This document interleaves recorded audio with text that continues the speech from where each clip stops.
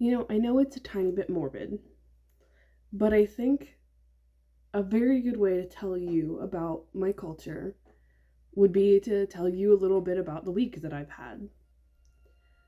My granddad passed away last week. It was very sudden. He was in picture perfect health as far as any of us knew. Because of that, it really took a toll on some members of my family. This is, for me, the third funeral I've had to go to since I started college.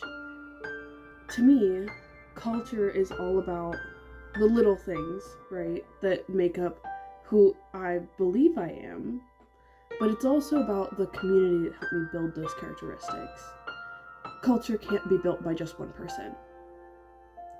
So yes, it's my family, but it's also my chosen family, so to speak, that have been there to surround me the majority of the last week since I found out.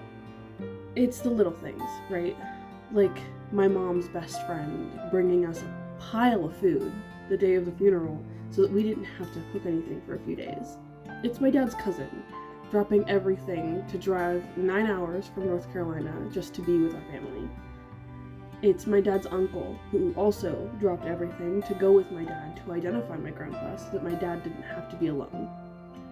It was me walking around IUP campus with my friends, in my slippery rock gear, pretending like everything was normal and getting to see my friends again because that's what I needed. It's my roommates making me a self-care package because they were worried about me. It was my former supervisor sending me her love and condolences because she was there for me when my Nana passed away a few years ago.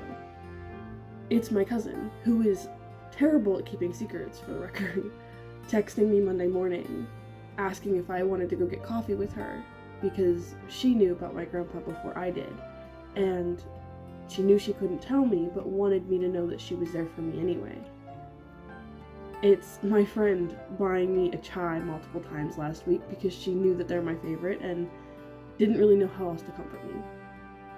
I think one of my favorite examples of my culture, and specifically in terms of my community, was my brother and his friends banding together and getting our entire community to wear red, white, and blue to their best friend's funeral a couple years ago.